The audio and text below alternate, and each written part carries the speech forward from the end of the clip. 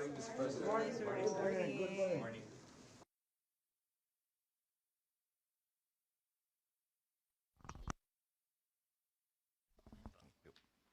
Well, so far so good.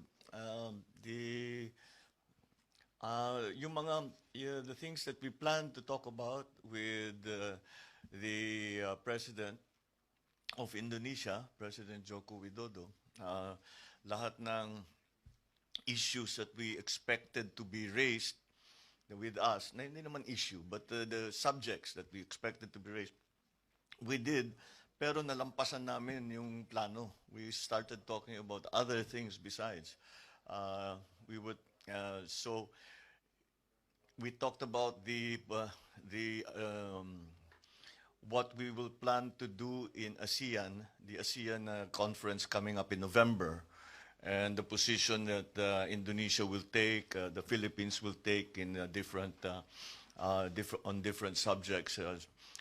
He raised the subject of Myanmar, and again, the part that ASEAN that we discussed. What do you think ASEAN should do? And we came up with some ideas, and I think these will all be raised in the conferences in November. The main subject was to be trade, to continue our long-standing relationship. The trade between Indonesia and the Philippines increased by 50% in 21.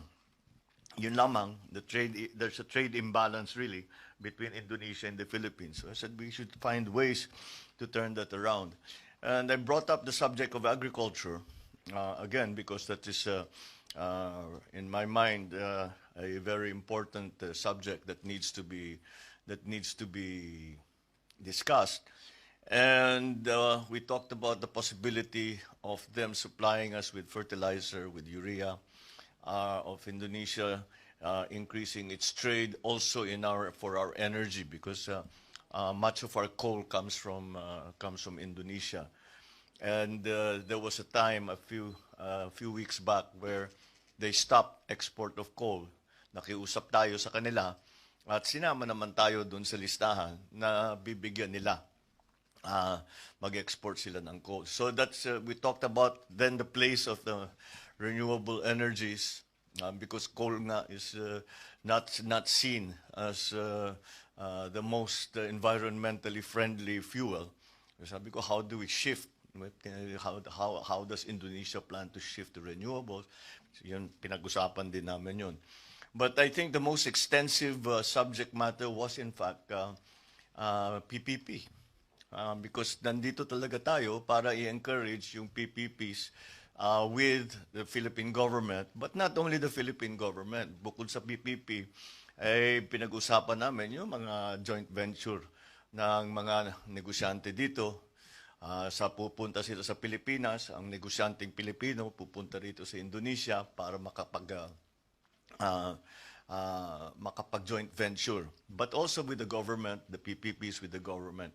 We had we had 2 business meetings during this trip here in Jakarta, and in those meetings, meron mga napirmahan na umpisahan pa lang. I mean, MOUs and LOIs are only the beginning to these things, but we are determined that it will not end there.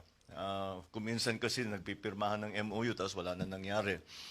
Pipilitin namin na hindi mangyari yung ganun. Sabi ko nga, doon sa mga napirmahan na LOI at saka MOU, pag natapos natin yung kalahati dyan, malaking bagay na yan.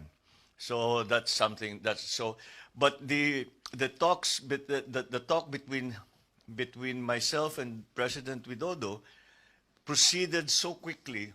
Umabot na kami doon sa organization ng mga task force at the technical level, which generally you don't get to in a state visit. Usually, pag-uusapan yan, yung mga ministerial level lang muna. Mag-uusap, our group will come and talk. Sabi niya, wag na tayong dumaan dyan. Let's go straight already, let's get something done.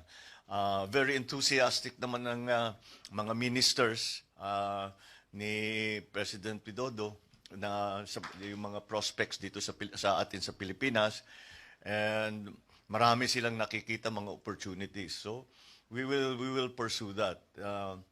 And so I think I would describe the trip as more productive than we had expected. And last night, suddenly he invited us to see, to go to a mall. Bago nung dinner namin, pinuntahan namin yung mall. Yung pala, yung mall na pinakita sa amin, gobyernong may-ari, at saka ang produktong pinagbibili dun sa loob ng mall, lahat local. Lahat MSMEs. Lahat maliliit. Pagka masyado nang lumaki, hindi na sila pwede dun sa mall. Palilipat sila dun sa regular na mall. So yun ang idea nila. So sabi ko, baka pwede natin gawin sa Pilipinas. We had a very good exchange of ideas. Sabi ko naman, sa Pilipinas, ganito ginagawa namin. I was describing yung OTOP, yung one town, one product. Sabi ko, pero maliliit, so kailangan turuan. And nag-agree na naman kami. Sabi niya, oo, kailangan nating turuan yung packaging, yung market, kung ano yung hinahanap sa merkado, how do you business plan, yung mga ganong klaseng bagay. Pareho sa atin. Kaya the parallels between the Indonesian experience and the Philippine experience are very evident.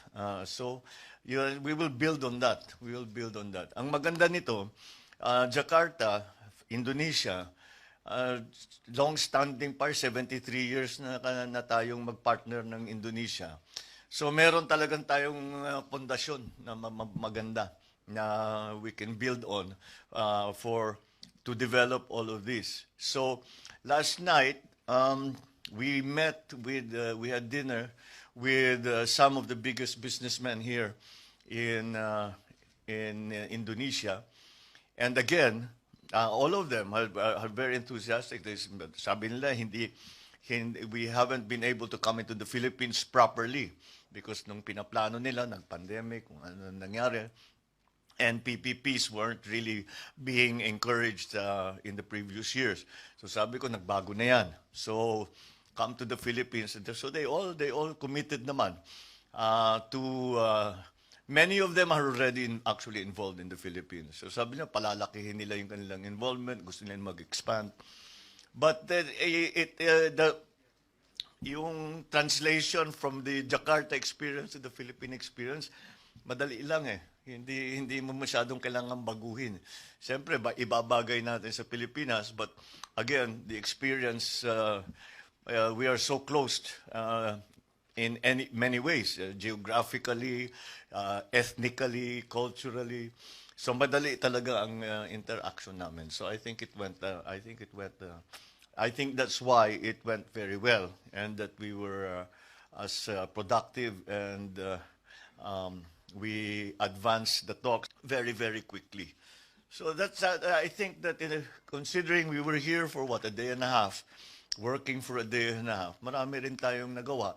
At meron tayong nagawa na hindi natin ini-expect na mangyayari. Wala sa schedule, hindi sabi natin, we are not going to talk about, wala kaming planong pag-usapan to, pero napunta ang usapan doon. So even security arrangements, defense arrangements, yung mga joint na natin sa Indonesia. And then the one thing that I was very interested in was on the delimitation talks between Indonesia and the Philippines. First of all, we had delimitation talks yung pag-establish ng baseline. Kasi tumatawid yung EEZ natin sa Indonesia, kaya nagkagulo ng konti. Pero naayos natin yon. So sinasabi ko, yan ang parang template para doon sa delimitation talk sa continental shelf that we are undergoing now. But also, not only for the issues between Indonesia and the Philippines, pero sabi ko, pwede kong gamitin yan. Pwede nating gamitin yan pag iba, kahit na iba yung kausap, delimitation talks na ganyan. So, as I said, we should show it to the rest of ASEAN as an example that it is something that actually it can be done. It can be done basta't nag-uusap kayo with a bilateral agreement. And so there are we covered pati RCEP na pag-usapan namin. Yung pag-ratify ng Pilipinas sa RCEP, which is going to be very high up on the order of business of the Senate after the budget is passed. So marami more and many subjects were brought up, were spoken about in much more detail than we had expected, and whatever discussions we had progressed really rapidly from the usual pleasantries na yung mga ginagawa pag kuminsang pag state visit. Nalampasan namin kaagad yun. Dahil nga, ang experience ng Indonesia at saka ng Pilipinas, makikita mo na talagang there are many parallels. So we will take advantage of that. You are inclined to present the same strategy to China with regard to settling our dispute in the West Philippine Sea. Well, I think it is worthwhile to explore, at the very least, because it is one instance that this kind of discussion, we came to a conclusion and we came to a resolution. So we should try it now. Hopefully it works. If it doesn't work, we'll try something else. But at least we have we have a beginning point. That's what I see. That's how I see it. Oh. Oh, ano? Sir, investment agreement lang po kung magkano po yung expected natin after the roundtable. Hindi pa nga tayo umabot sa technical the areas na nakaplano natin pag-usapan, napag-usapan natin. Pero there were other areas na we did not plan to talk about, but we ended up talking about. So wala pang ballpark figure na how much will you be bringing home to the Philippines versus Indonesia in terms of investments? Well, we haven't done the sums, actually. We haven't put it together yet, but it is going to be quite significant. Yeah. Are there going to be immediate benefits to the Filipinos? Ito po mga nasarang deals or at least those agreements that have already been signed? Some are expansions to what are already the operations that are already ongoing. So mararamdaman ka agad yun. The others are quite long term. Can you tell us some of those that can be felt immediately, Mr. President? Well, some of them, especially sa manufacturing, sa transport, palagay ko kaagad yan, meron na tayong magagawa.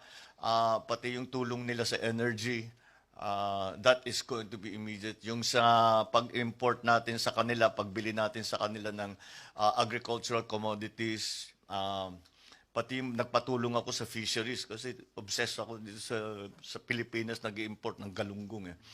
Hindi ko talaga matanggap yan . So so I asked for help because matibay ang fisheries nila. So sabi ko, we can exchange delegations. That I think we can. Those are the things, especially in the agricultural sector, are going to happen in the very short term. All right, sige, salamat. Thank you.